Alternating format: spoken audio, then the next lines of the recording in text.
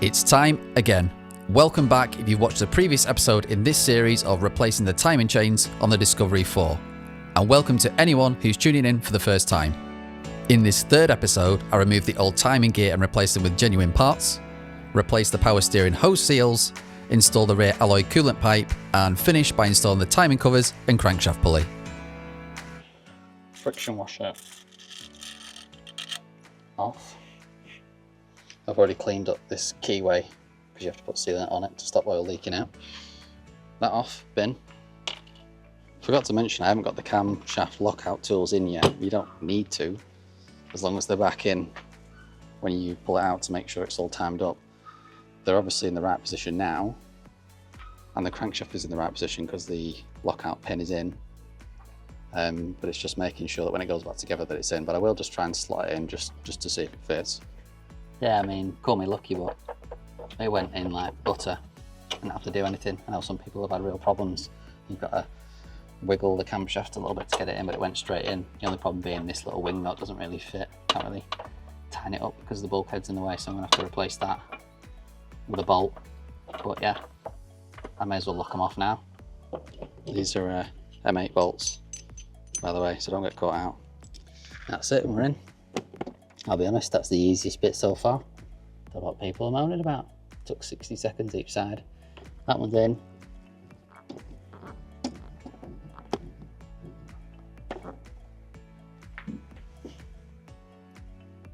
Let's see the front.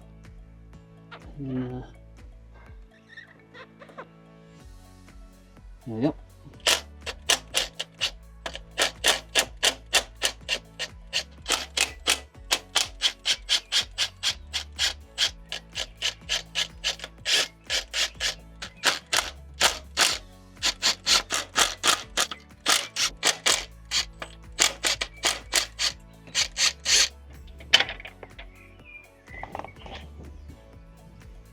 Old style tensioner with the pin, it looks like that.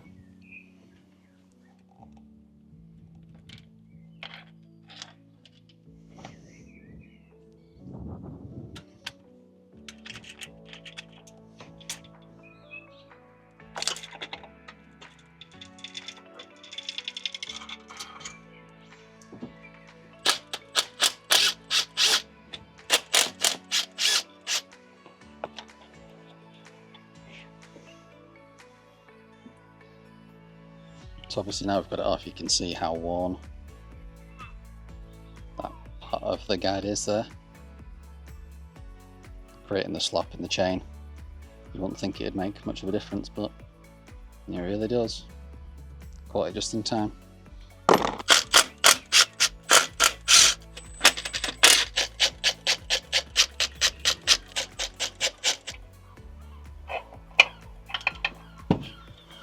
Yeah, this one looks to be even worse.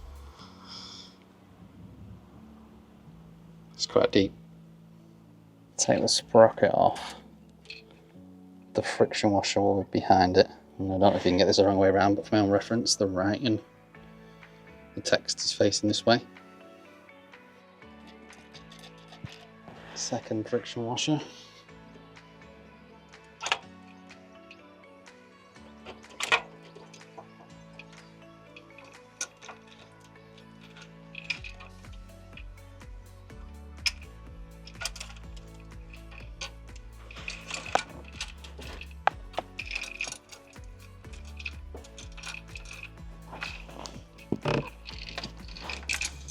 No.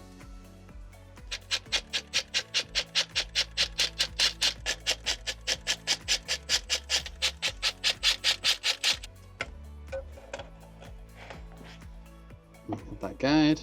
So one thing to note is you've got these oil sprayer tubes here, which will obviously be pressurized from back here and spray onto the chains. There's one here and there's one there. Now I know some people have had, again, problems with these just disintegrating, probably just getting worn by the slack chain, but these look absolutely fine, there's nothing wrong with them. So I'm minded to leave well alone.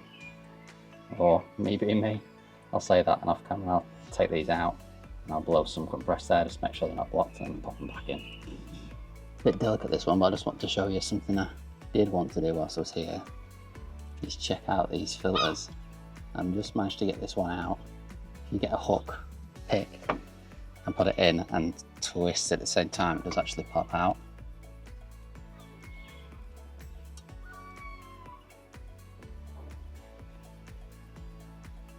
See, there's a little bit, I mean, we can pick that up. There is a little bit of dirt in there, but there really is nothing major. Really hard to pick up. Nothing major. But I may as well clean them if I can get them out. I think they're something like £26 each, something ridiculous, usual. So I don't see, it's not failed, just needs cleaning. These are all out now. I'll just show you what it was that I did. Essentially you get a pick like this, and you hook it there, and you put some tension on it. And once you put tension on it, start to twist, and you'll just hear it crack. You just try and lever it from the top and the bottom. You're fighting the friction. So if you spin it, there's a lot less energy required to spin it out. So yeah, that's how you do it. I'm going to wipe all this down. I'm going to vacuum any sludge out, wipe it all down, and then start to refit after I've cleaned all the other bits, the variators and that. I did tell you I wouldn't be able to help myself. I've got the oil spray bars out, and I'm just going to blast some brake cleaner through it and then refill with oil.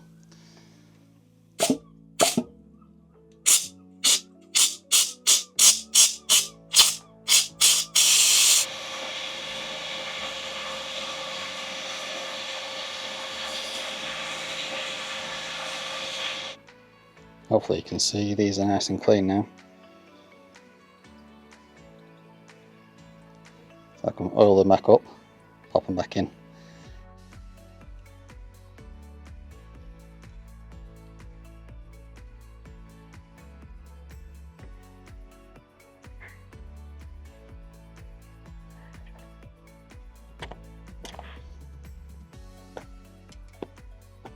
It's the next day. Wow. I had to cover this up. We had a massive downpour. I mean, look at this pond. It's like that deep. Luckily, I covered this up well and it's not affected anything. So I'm going to crack on whilst we have got some sun. So first thing is first, new friction washer, get the sprocket back on, and the second friction washer. And get some oil on that as well. 2 new friction washers.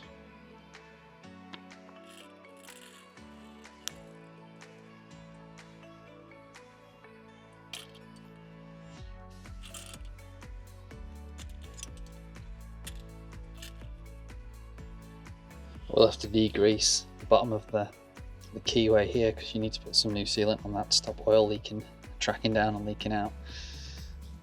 So I got everything cleaned up yesterday in the ultrasonic bath. All the fixings, the workshop manual doesn't call to replace them, so I've not done. The variators, believe it or not, yes, I did clean them in the ultrasonic bath and I didn't disassemble them, but then afterwards they were rinsed, dried, rinsed in a corrosion inhibitor, and then they were soaked in a pan of fresh engine oil at 60 degrees to try and displace any water, and it seems to have done a good job. They're all lubricated, ready to go. So let's start doing the reverse of removal is refit. Got 2 guides, 11 and 12. And this is, these are all genuine parts from Land Rover, not the fake Chinese stuff which comes in these fake packets made in China. These are made in Germany and they're stamped with Fomoco.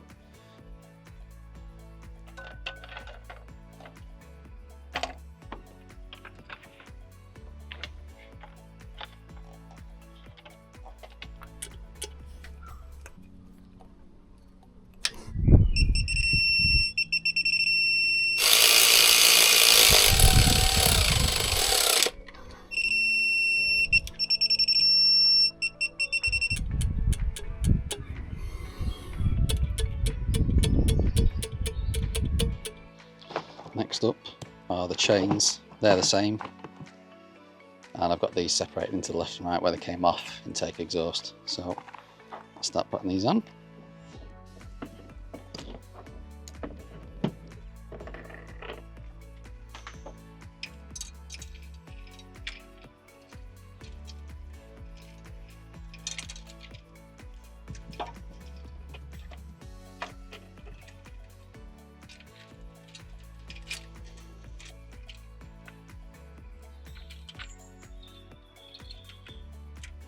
Now you can see these only fit on in one fashion because of the distance between the bolts, and on each one you've got a timing mark, a little mark there which we align with the yellow on the chain, another one there, yellow on the chain, and then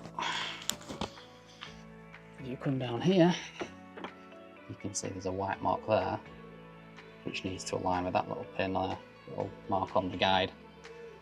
Obviously at this point it's not under tension, so you've got some room to move that around and get them on the right teeth, and then loosely put the bolts in here.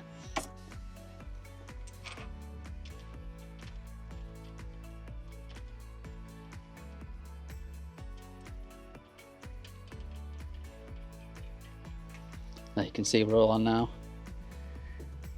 That one's in line. These marks seem to be in the middle of the paint.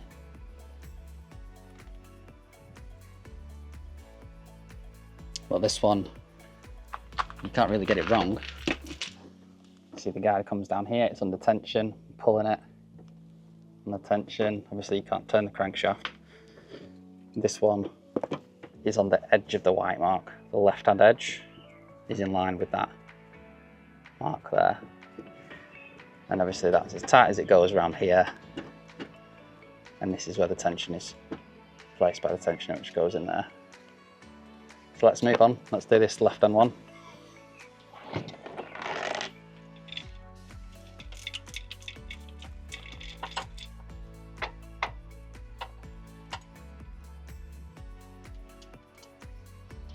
You can see why these need pre-tensioning. So these bolts are all in and the timing marks are on the chain, but obviously you can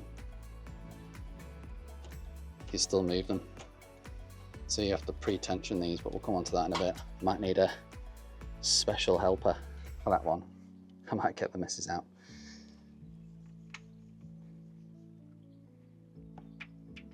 You see that's all on now.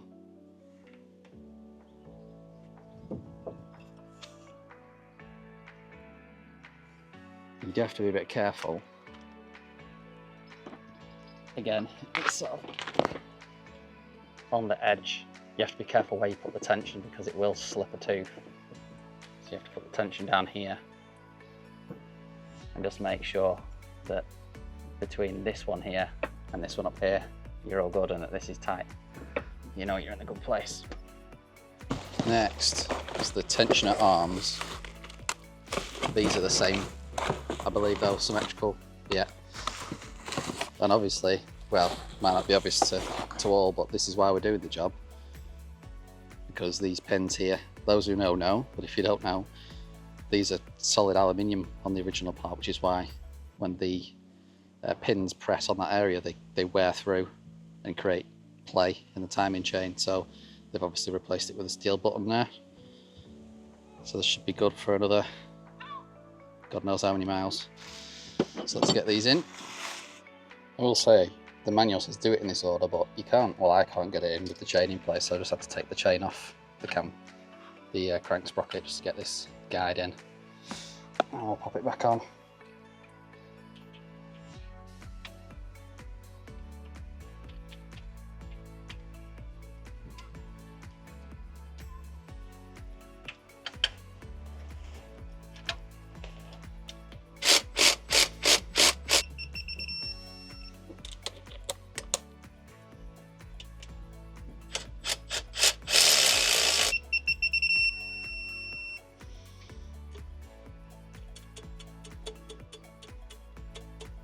So what I'm going to do next is, I need to put the tensioner pins on, but I want as much tension as I can on this to help the pin come out and engage the ratchet system that's built inside So I'm going to wrap it around as far low as towards the bottom as I can to get as much leverage as I can to pull this down, and the same on this one here. So you can see.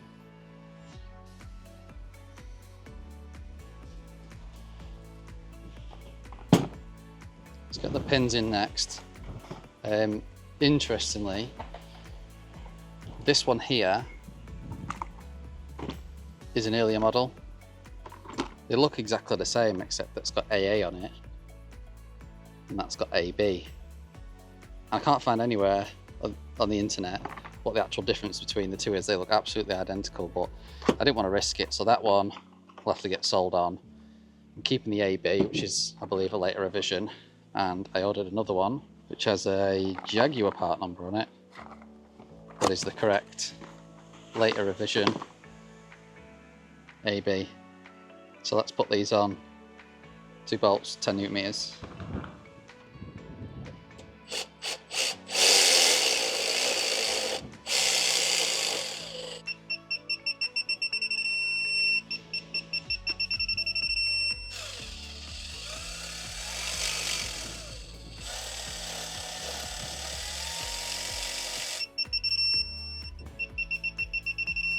Right, next I need to pull the grenade pins.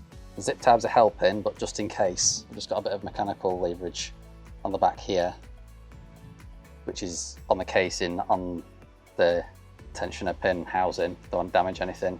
So I'm on the strongest point I can get. You can see, hopefully it just wiggles a little bit. So I'm going to put it on a bit more tension there. Super tight. Make sure everything's on the sprockets at this point, because you'd have a nightmare trying to get all that back off. So pull that.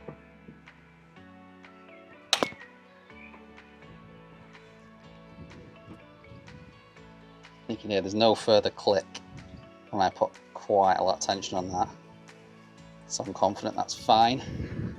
Should have about, say, 2 to 4 mil play in that when I take the zip tie off, so let's have a feel. A tiny bit in that, but not a lot, so I'm happy with that. Let's do the next one.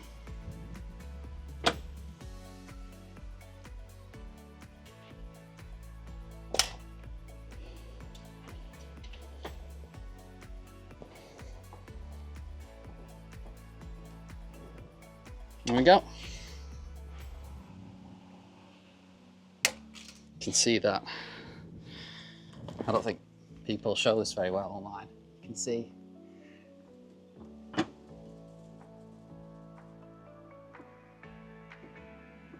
That there is about 3 mil play. So that's 1, 2, 3. Might measure it. Let me measure it. I actually got that at 1.43 mils. I'll just check this other one. I just absolutely soaked my foot, forgetting that there's a swimming pool over there. I just legged it that way to get this. I need a new sock. This one just over 2 mil. So next we need to tighten up the variators on the end of the camshafts. So there's a tool to do that. You've got to put pre-tension on it, whilst then torquing up these bolts. So on this side, tension needs to be applied to the intake camshaft whilst first tightening up the exhaust bolts, and then you do the intake, and then it's the opposite on this bank. Tension on here, tighten up these bolts, tighten up those. I'll double check that, but I'm pretty sure that's what I need to do. So this side, the suction chute for the oil is in the way, so I've just removed that so we can get the tool on, which looks like this, and just hooks on one of the teeth on the sprockets. Here's the glamorous assistant and her baby. And her baby. Also my baby. I need your help, please. Yeah, ready for you. It doesn't help with the wind either, it's ridiculous.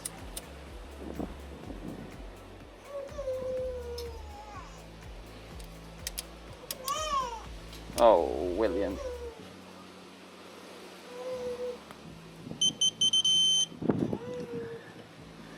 Right, that way, push That it, way? yeah, and you'll see it gets to the 35 and it blades. Yeah.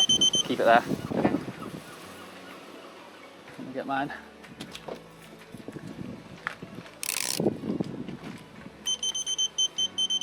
Yeah.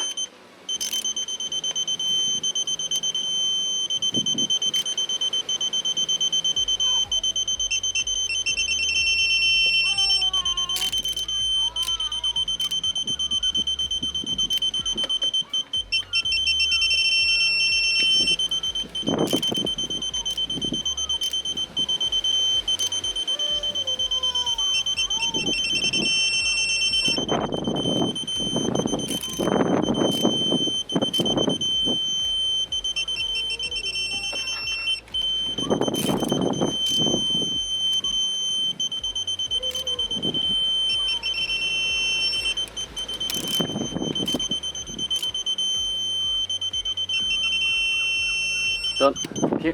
Go. She's dressed up for the occasion. Now she always looks good. Oh, cheers. Well, windswept and fabulous at the moment. Remember that later when I asked for a drink or something. Yeah. Right, let's go.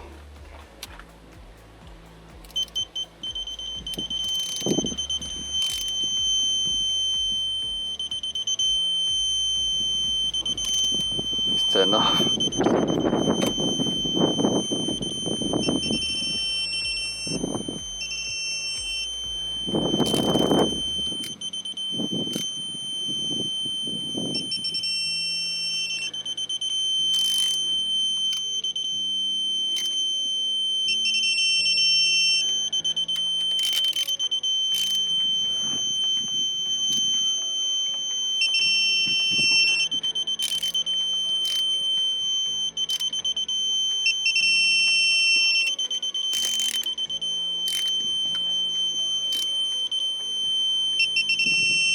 Done. Thank you very much. Very well. Let's put this suction tube back on. It's about to chuck it down again, so I'm rushing.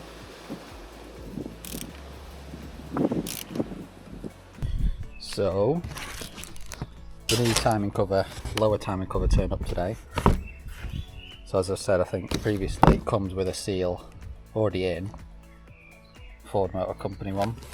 Now I already bought a Cortico, don't know, I think it's American, branded one here, which is known good.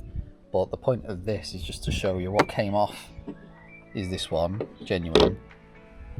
And the Cortico one comes with a little plastic, don't know what you would call that, it's a little tool to pre-form the seal to the shape of the harmonic balancer hub here. I just wanted to show you how the Land Rover one, just in case you get caught out, doesn't come with that.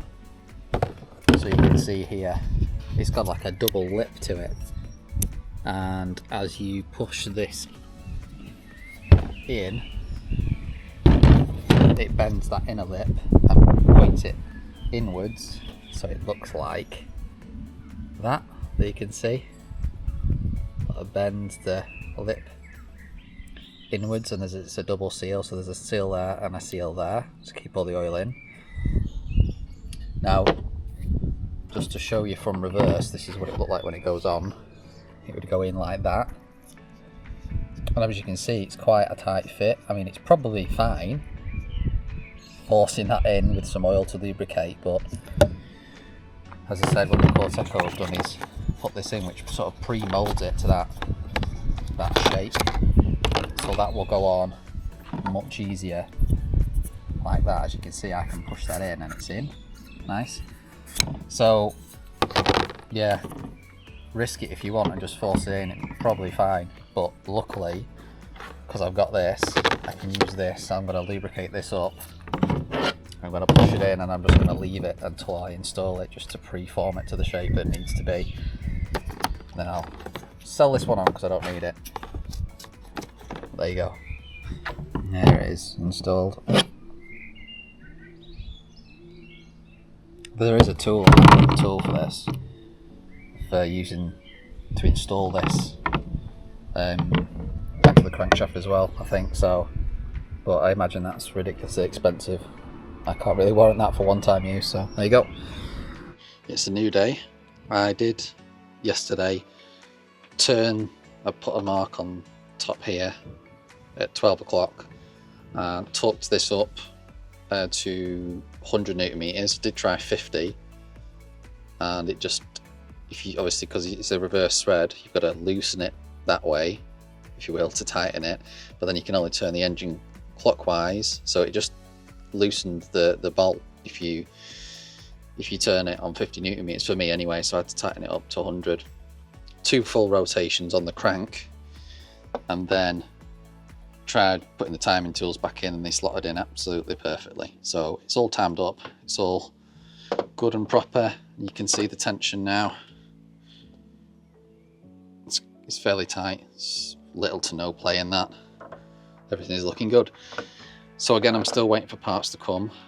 I've got this new timing cover, this has been delivered, but I'm waiting for the bolts to dry. I've painted those because they were rusty.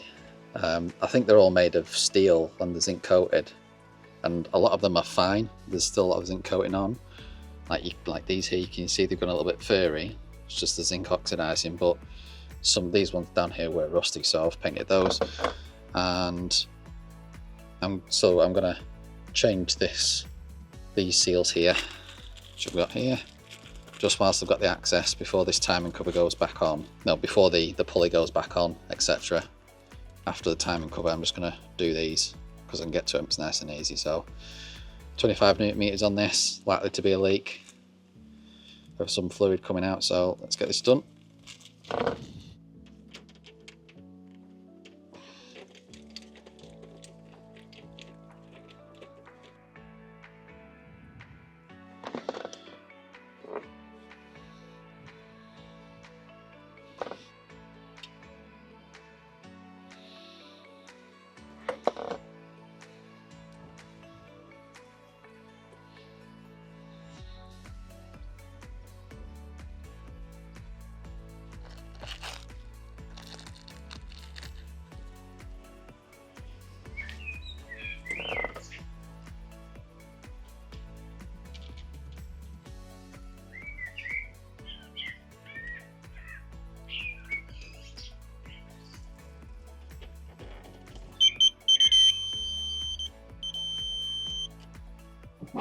Okay, so can't remember if I've shown you this yet or not, but this is finally turned up from China. This is the original rear sort of crossover tube which connects both of the V's together with coolant, and has a temperature sensor which clips into here. You can see it's got this sort of seam weld down the middle. This hasn't failed at that point, but you can see it's really crusty around these areas here. It's definitely been leaking down and outside of that rubber seal. See how flat they are as well. So China knocked up a aluminium replacement, which is, again, it's in 2 halves, but it's screwed together with some RTV and is a complete replica of this item. So I've put some silicone grease on these O-rings just to help things out a bit and maybe stop it doing this again. So I need to install this. This is 10 newton meters on these 4 bolts, and I'm just going to tackle it without the camshaft covers in place, just because it gives you a tiny bit more room to be able to get a torque wrench in and torque those up. Let's get them on. I've also decided to leave the Chinese sensor in just to see if it's any good. No evidence that the original was bad, but may as well try it. And this has come lubed up with some silicone grease on it as well, so you can actually, if it is bad, I can get to it easily and swap it out.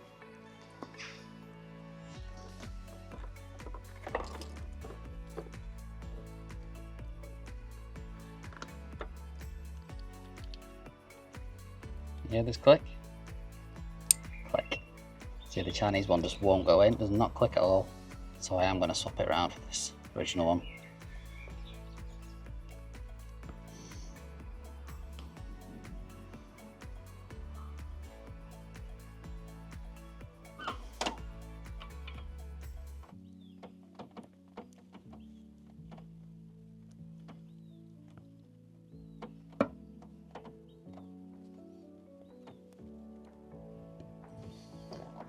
So much tighter fit than the China one. Feels better.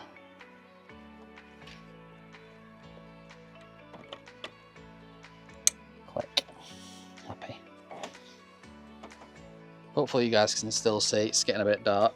I just want to get this cover on before the rain sets in again. So, got this here. I'm going to leave this little collar in because you can pull that out before I put the crank pulley back in. I've cleaned everything up with brake cleaner on the seal.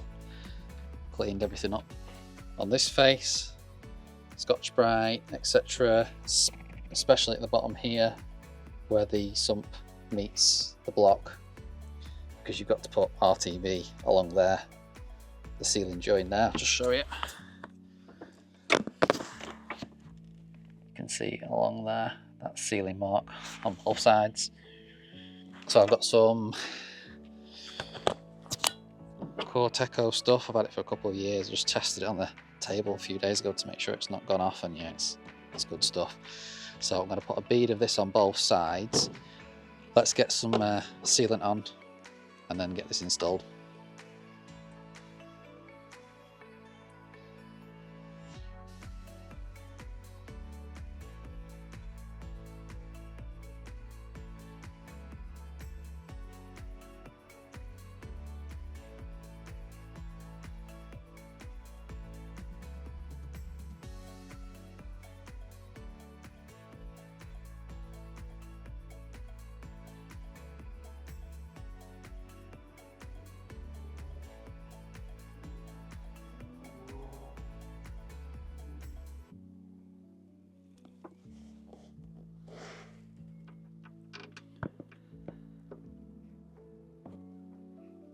There is a tool that I'm supposed to be using here, and I wasn't sure what it was for until now.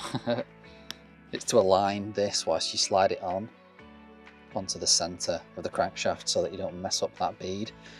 I just moved it in carefully with a bolt end to try and locate it, but yeah, you really don't want to moving it around too much because that bit of sealant you just put on will fail.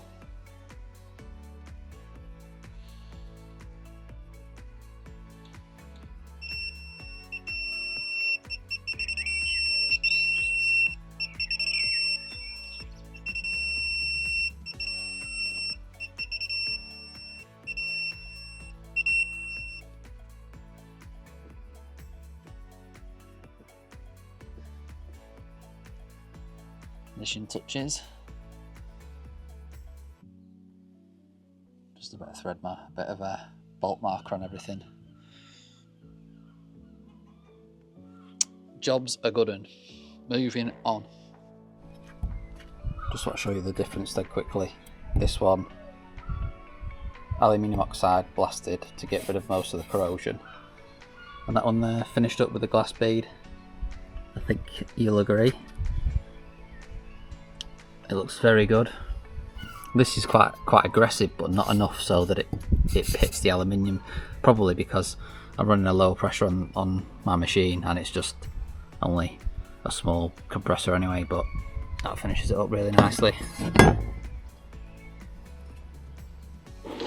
So I've rebuilt this timing cover. Actually, both of them now. Both of these, what are they called? Solenoids.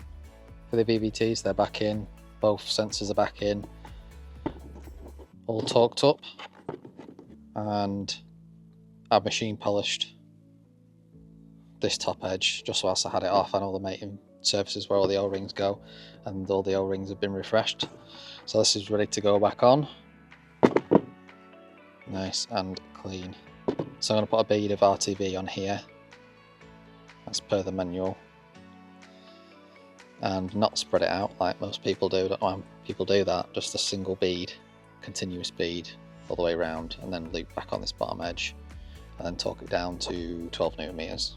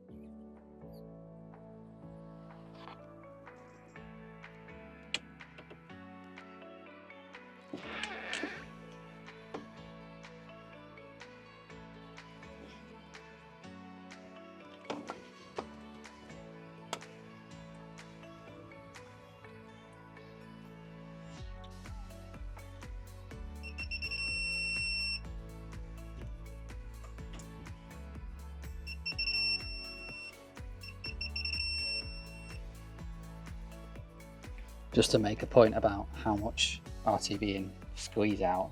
Because like, no, I can hear the internet screaming, oh, you put way too much on. That there, can you see that bit of squeeze out there?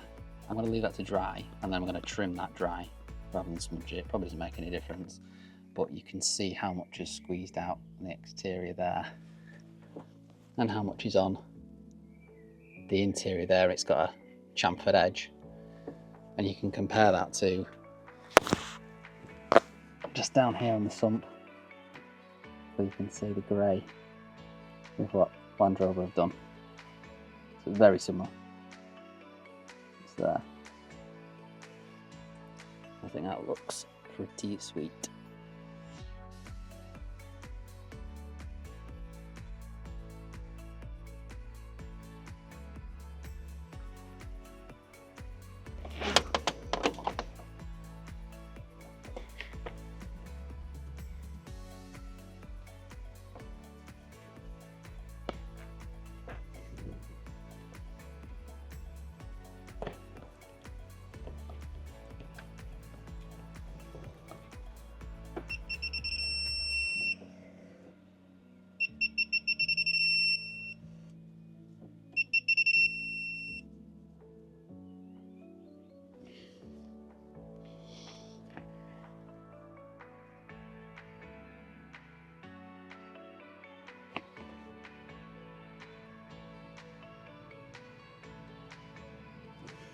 I'm going to install the crankshaft pulley next.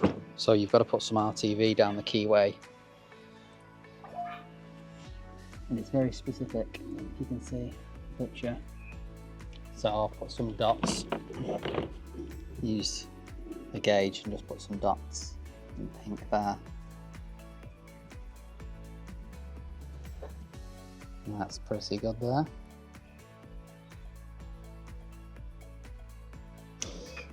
I'll take this tool out.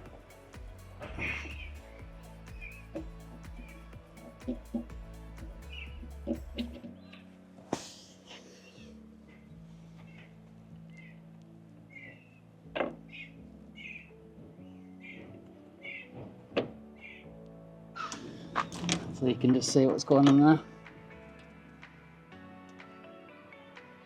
And there's the keyway with the silicon on RTV.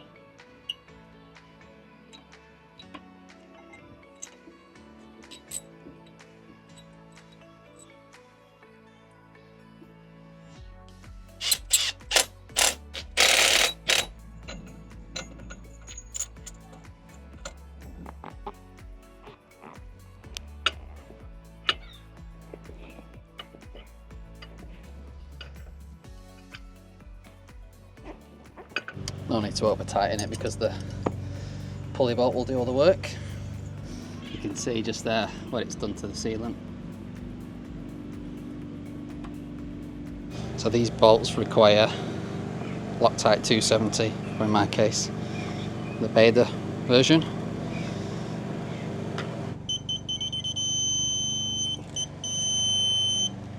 I've just removed the locking plate from the locking tool from the flex plate, so that you can install this. I assume it's because you don't want any of the ridiculous torque that you put on the bolt going through the flex plate at all. You want it all pivoting off this point. So let's get this tool in and get it wedged up.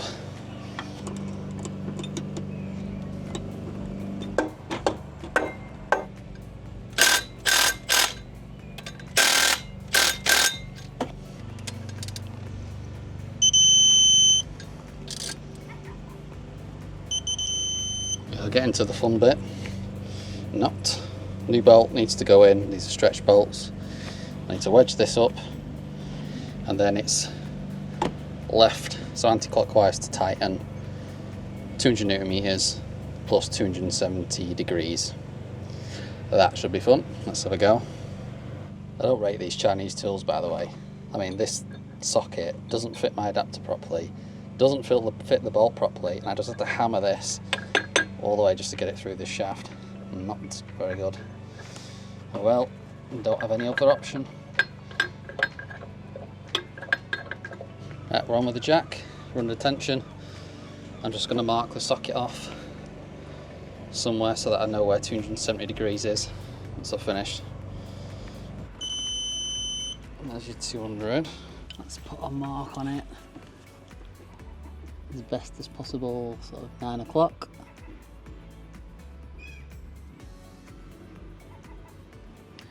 And then when that rotates anti-clockwise 270 degrees, it should be at the top.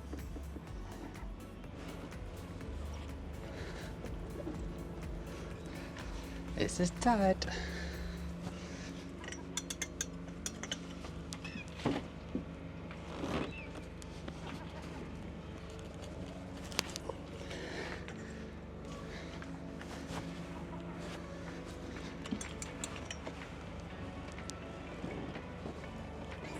I think it said it's the equivalent of something like 600 newton meters. A little bit more.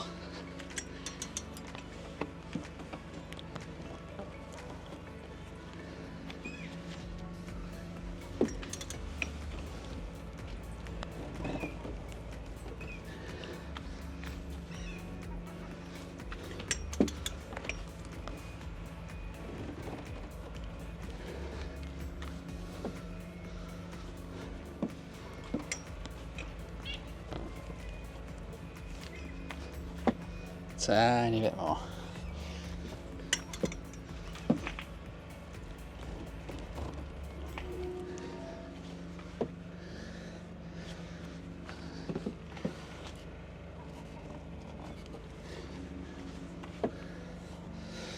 And I'm pretty happy with that.